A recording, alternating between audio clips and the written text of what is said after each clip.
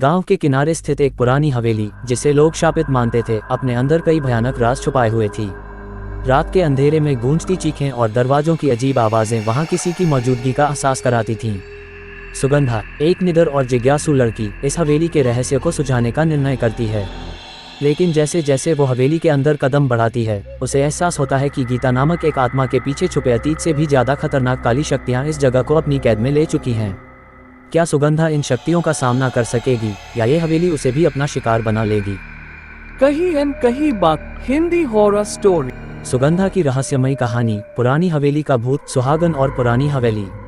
पुरानी हवेली एक ऐसी जगह जिसे गांव के लोग शापित मानते थे। लोग कहते थे वहां रात के अंधेरे में चीखों की आवाजें गूंजती थीं, लेकिन कोई भी उस हवेली के अंदर जाने की हिम्मत नहीं करता था। गांव के किनारे बसी इस हवेली की दीवारें अब खंडहर बन चुकी थीं। उसकी टूटी खिड़कियां और झूलते दरवाजे देखकर किसी की भी रूह कांप जाए। एक समय ये हवेली किसी रईस ठाकुर की शान थी, लेकिन अब ये बस डर और अंधेरे की परछाइयों का घर थी। सुगंधा, एक जिज्ञासु लड़की जिसने डर का मतलब कभी समझा ही नहीं।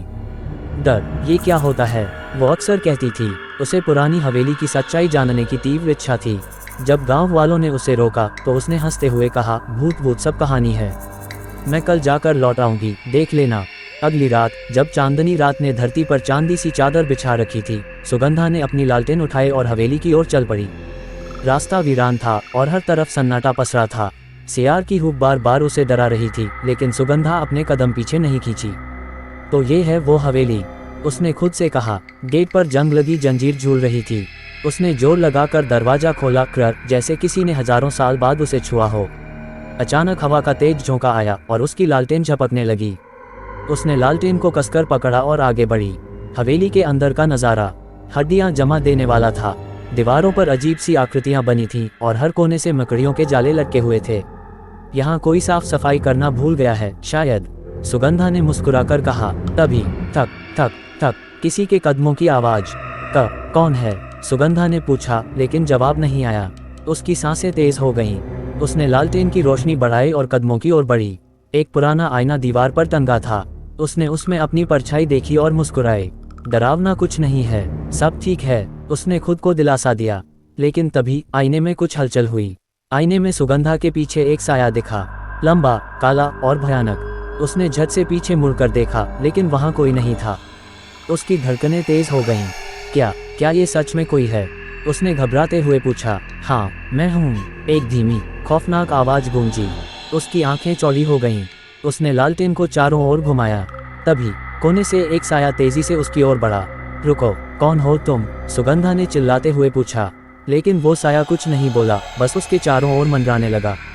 हवेली की दीवारें अब उसके कदमों की धमक से कांप रही थीं। डर के बावजूद सुगंधा ने साहस दिखाया। तुम जो भी हो, सामने आओ, उसने गरज कर कहा। साया धीरे धीरे स्पष्ट हुआ। एक औरत की आकृति, सफेद साड़ी पहने, बाल बिखरे हुए और आंखों में सिर्फ अंधेरा। कौन हो तुम? सुगंधा ने फिर पूछा। औरत ने धीरे धीरे बोलना शुरू किया। मेरा नाम गीता है, इस हवेली की मालिक, जो कभी गुलजार थी, लेकिन धोखे ने मुझे मार डाला और तब से मैं यहाँ कैद हूँ। कोई मुझे इस दर्द से आज़ाद नहीं कर सकता। गीता ने अपनी कहानी सुनाई। वो इस हवेली में अपने पति के साथ रहती थी, लेकिन उसके पति ने उसे धोखा देकर मार डाला और तब से उसकी आत्मा इस हवेली में भटक रही थी। गीता ने सुगंधा से मदद मांगी। मुझे इस दर्द से मुक्त करो, मुझे बदला चाहिए, उसने चीखते हुए कहा। सुगंधा समझ गई कि उसे इस आत्मा की मदद करनी होगी, लेकिन तभी हवेली के फर्श पर दरारें पड़ने लगीं। हवेली जैसे जिंदा हो गई हो। जल्दी करो, वरना तुम भी यहाँ कैद हो जाओगी, गीता की आवाज़ गूंज रही थी। सुगंधा ने हिम्मत जुटाई और गीता की आत्मा को शांति देने के लिए प्रार्थना शुरू की। तुम्हारा कष्ट खत्म हो, तुम अब मुक्त हो सकती हो, उसने आंसू भरी आंखों से कहा। धीरे धीरे हवेली शांत होने लगी। गीता की आत्मा रोशनी में बदल गई और आकाश में विलीन हो गई। हवेली अब पहले जैसी डरावनी नहीं लग रही थी। सुगंधा ने हवेली से बाहर निकलते हुए कहा, डर सिर्फ इंसान के मन में होता है। अगर हम सच्चाई जानने की कोशिश करें तो डर पर विजय पा सकते हैं। गीता की आत्मा को शांति मिलने के बाद गांव के लोग राहत की सांस लेने लगे। हवेली अब वीरान नहीं थी और कुछ साहसी लोगों ने वहां जाना शुरू कर दिया। लेकिन कुछ ही दिनों बाद हवेली के पास रहने वाले लोगों ने फिर से अजीब घटनाएं देखनी शुरू कर दी। रात के सन्नाटे में हवेली से चीखने की आवाजें आने लगीं। दरवाजे अपने आप खुलने और बंद होने लगे। गीता की आत्मा तो मुक्त हो चुकी थी, फिर ये सब कौन कर रहा था? सुगंधा भी हैरान थी, ये कैसे हो सकता है? मैंने तो गीता की आत्मा को शांति दी थी, अब क्या कुछ और गलत हो रहा है?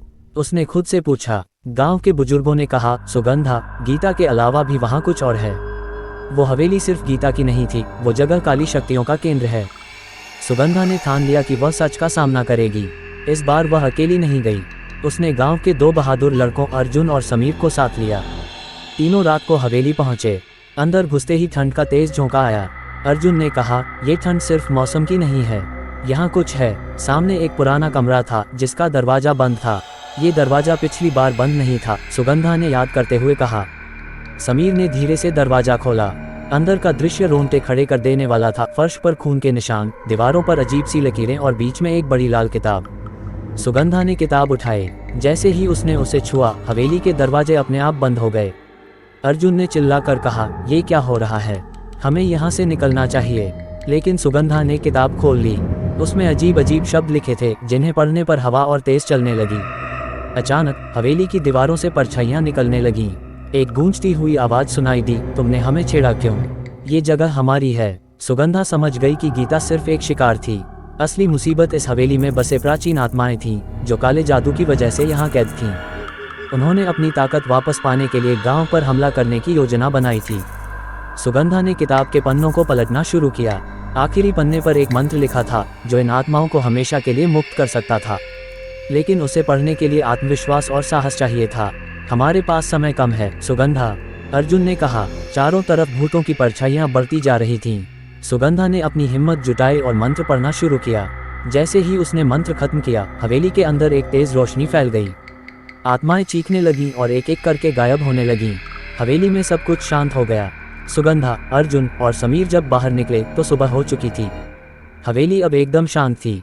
गांव के लोगों ने उनका स्वागत किया और कहा, तुमने हमें एक बड़ी मुसीबत से बचा लिया।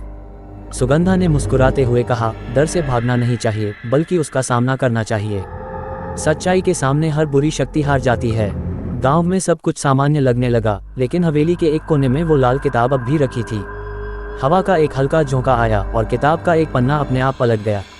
क्या सच में सब खत्म हो गया था, या फिर हवेली के काले राज अभी बाकी थे? सुगंधा की रहस्यमयी कहानी, पुरानी हवेली का भूत, सुहागन और पुरानी हवेली।